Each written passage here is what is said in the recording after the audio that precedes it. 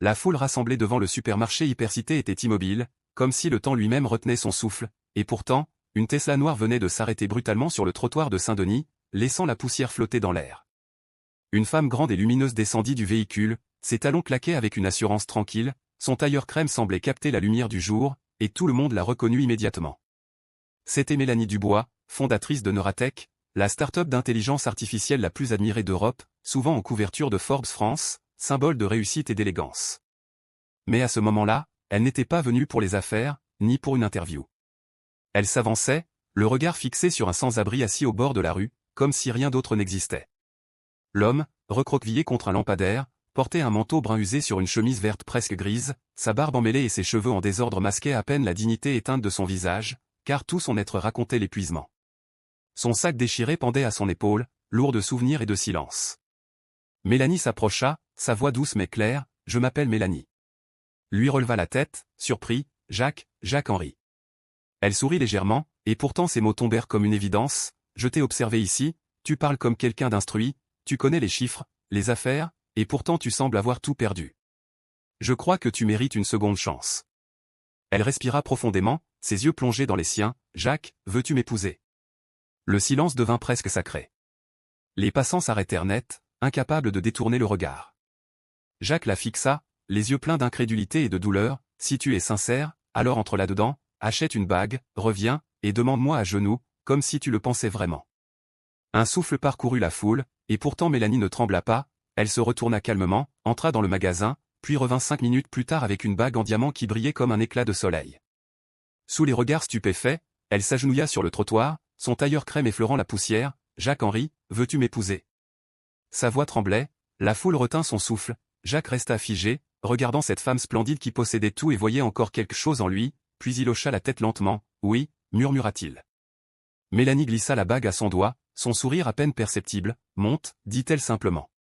La Tesla s'éloigna en silence, longeant les lumières du périphérique, et dans le reflet des vitres, Jacques observait son propre visage, incapable de croire à cette réalité, car le matin même il n'était qu'un fantôme invisible, et maintenant il devenait le fiancé de la femme la plus admirée de France. Mélanie fit un arrêt devant un salon de coiffure de luxe, le Majestic Barbet, ses mots calmes mais fermes, « Laisse-les te redonner ton visage, je t'attendrai ici. » « Laisse-les te reprendre entièrement, j'attendrai ici, » dit-elle calmement. Pendant plus d'une heure, les coiffeurs du Majestic Barbet s'activèrent autour de Jacques, ils coupèrent, lavèrent, rasèrent avec une précision presque artistique, chaque trace de fatigue et de misère semblait disparaître sous leurs gestes précis, la barbe tomba en mèches épaisses sur le sol blanc, les cheveux retrouvèrent une forme, un éclat, une dignité. Lorsqu'il sortit enfin de la cabine, vêtu d'une chemise blanche ajustée, d'un pantalon noir impeccable et de mocassins vernis, Mélanie resta immobile, ses yeux brillaient d'étonnement, car l'homme négligé de la rue avait disparu, à sa place se tenait un homme droit, au regard profond, à la présence magnétique. Et pourtant simple, cette métamorphose semblait presque irréelle. « Voilà, c'est exactement l'homme que j'ai vu en toi », dit-elle avec un sourire sincère. Ils prirent ensuite la route vers Neuilly-sur-Seine, et bientôt la Tesla franchit les grilles d'une villa majestueuse, un manoir de verre et de pierre blanche, bordé de palmiers et d'une allée illuminée, au centre, une fontaine jaillissait doucement, pendant qu'un golden retriever courait joyeusement dans le jardin. Sur les marches de marbre, une petite fille aux cheveux bouclés apparut, ses yeux encore pleins de sommeil, « Maman, c'est qui ce monsieur ?» demanda-t-elle d'une voix curieuse. Mélanie s'agenouilla à sa hauteur, « Voici Jacques, un ami très spécial », répondit-elle avec douceur. La fillette observa longuement l'homme, « Tu es quelqu'un de bien ?» demanda-t-elle sans détour. Jacques esquissa un léger sourire, « J'essaie de l'être, de tout mon cœur, alors tu peux rester avec nous », conclut-elle simplement avant de courir vers le jardin. Le soir venu, sur le balcon dominant Paris, les lumières scintillaient comme un océan d'étoiles, Mélanie, un verre de vin à la main, se tourna vers lui, « Dis-moi, Jacques, qui es-tu vraiment ?»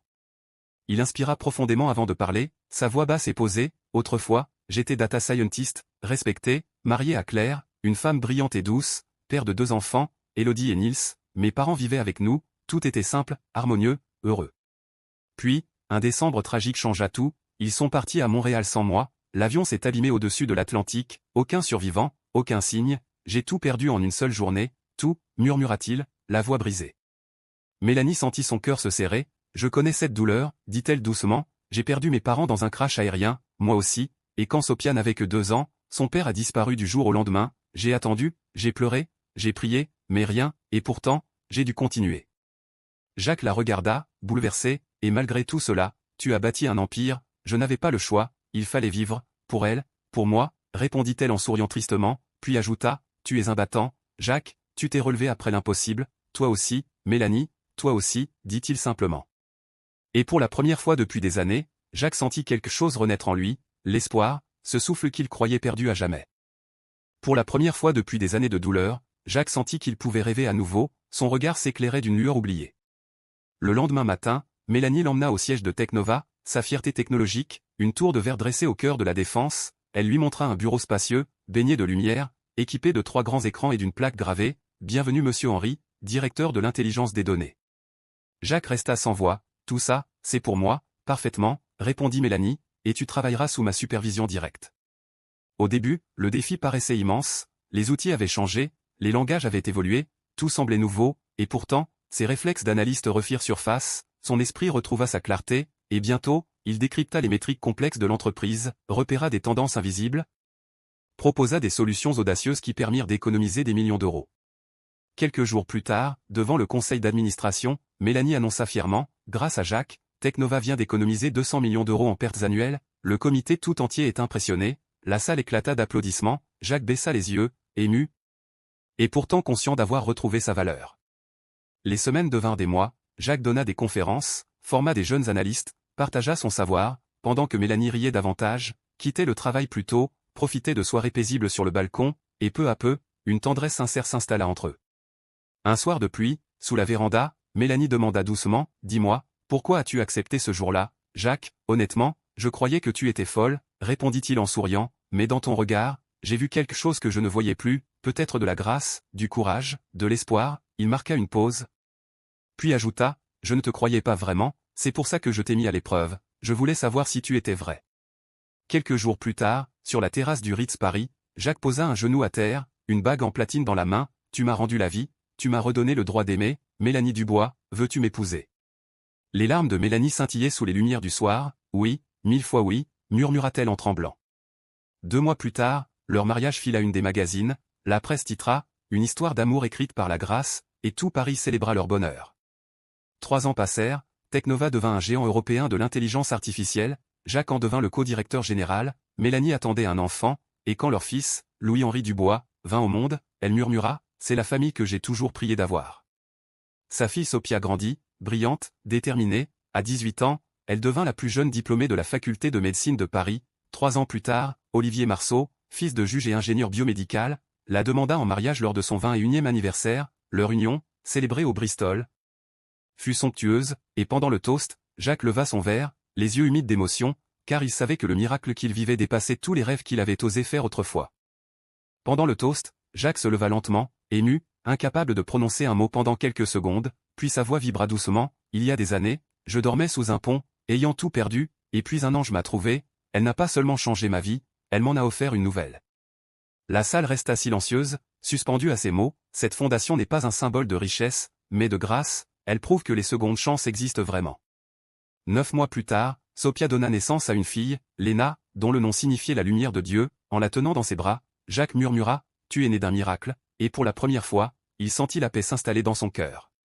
Pour le 20e anniversaire de Technova, Mélanie et Jacques reçurent le prix d'Impact à vie. Lors de la cérémonie, Jacques déclara simplement, « Cette plaque n'est pas un trophée, c'est la preuve que le véritable amour repose sur la foi, pas sur la fortune. » Après cet événement, Mélanie eut une nouvelle vision, « Je veux créer la Fondation Nouvelle Vie, un lieu où l'on offre des secondes chances, un centre pour former les sans-abri, les veuves, les jeunes perdus, à la technologie et à l'entrepreneuriat, un endroit où chacun puisse entendre, ta vie n'est pas terminée. » 3 mois plus tard, la Fondation ouvrit ses portes à Lyon, elle comprenait des dortoirs lumineux, des salles de formation modernes et des laboratoires informatiques, d'anciens mendiants portaient désormais des costumes, des veuves enseignaient le design web et la gestion, chaque salle affichait fièrement leur devise.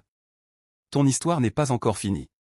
Les années passèrent, la fondation s'étendit dans toute la France, puis au-delà, Sophia devint médecin renommé, Léna publia son premier roman à 10 ans, la plus jeune auteure d'Europe, et Louis, leur fils, créa une application éducative gratuite pour les écoles rurales. Un matin paisible, Jacques et Mélanie, les cheveux gris et les mains entrelacées, étaient assis sur le banc du jardin, observant les enfants de la fondation courir sous les arbres. « Je suis comblé, dit Jacques, moi aussi, répondit Mélanie, son sourire apaisé par le temps. J'ai longtemps cru que Dieu m'avait oublié, murmura-t-il, maintenant je comprends, il me préparait simplement à ce moment. Mélanie posa sa tête sur son épaule, Tout ce que nous avons vécu nous menait ici, souffla-t-elle doucement. À cet instant, Léna accourut avec un dessin dans les mains, on y voyait une femme agenouillée devant un homme, au-dessus, elle avait écrit « L'amour commence là où finit l'orgueil ». Jacques sourit tendrement, elle a compris, Mélanie embrassa le front de sa petite fille, elle vient du même endroit que nous, dit-elle avec émotion. Le soleil déclinait sur le jardin, la lumière dorée enveloppait leur visage, Mélanie ferma les yeux, la douleur du passé, l'amour du présent et la promesse de l'avenir se mêlèrent dans un seul souffle, dans une seule vie, dans une histoire d'amour née d'un simple s'il te plaît, et achevée par un rêve qu'elle n'aurait jamais cru possible. Si cette histoire vous a touché, partagez-la, car quelque part, en ce moment même, un autre miracle d'amour est peut-être en train de naître.